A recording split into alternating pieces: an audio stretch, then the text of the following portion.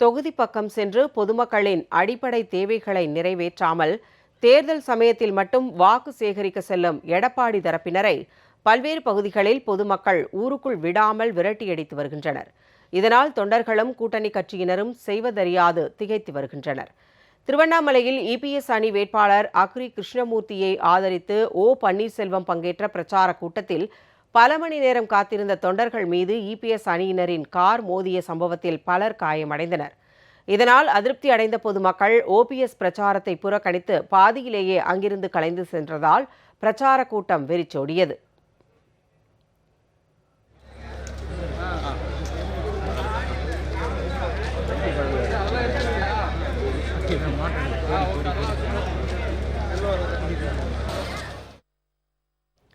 வேலூர் மாவட்டம் சோளிங்கர் சட்டமன்ற இடைத்தேர்தலில் இபிஎஸ் அணி வேட்பாளர் சம்பத் காவேரிப்பாக்கம் பகுதியில் வாக்கு சேகரிக்க சென்றபோது அங்கிருந்த ஊர் பொதுமக்கள் வேட்பாளர் மற்றும் எடப்பாடி அணி நிர்வாகிகளை ஊருக்குள் நுழைய விடாமலும் பிரச்சாரம் செய்ய விடாமலும் தடுத்தனர்.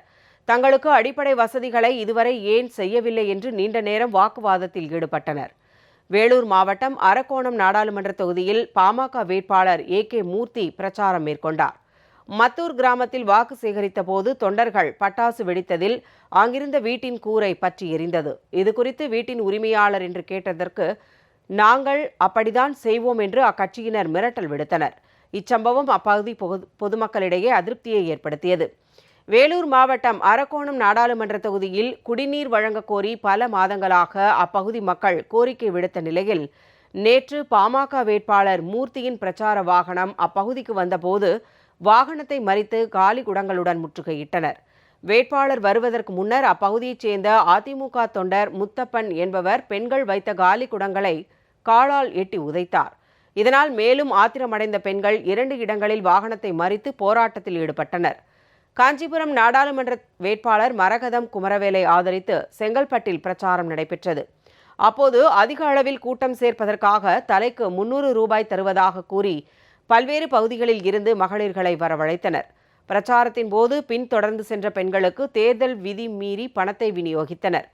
பெரம்பலூர் மாவட்டம் வேப்பந்தட்டை ஒன்றியத்திற்கு உட்பட்ட முகமதுப்பட்டினம், பிள்ளையார்பாளையம் உள்ளிட்ட கிராமங்களில் இபிஎஸ் ஓபிஎஸ் அணி வேட்பாளர் திரு என்ஆர் சிவபதி வாக்கு கேட்டு சென்றபோது பொதுமக்கள் முற்றுகையிட்டு பல்வேறு கேள்விகளை எழுப்பி திருப்பி அனுப்பினர். புதுச்சேரி தட்டாஞ்சாவடி தொகுதியில் மதிமுக பொதுச் செயலாளர் திரு வைகோ நேற்று மாலை தேர்தல் பிரச்சாரம் மேற்கொண்டார். அப்போது கூட்டணி கட்சிகளின் கொடிகள் இருந்தும் திமுக கொடி பிடிக்க யாரும் இல்லாததால் திமுக கொடியின்றி பிரச்சாரம் மேற்கொள்ளப்பட்டது.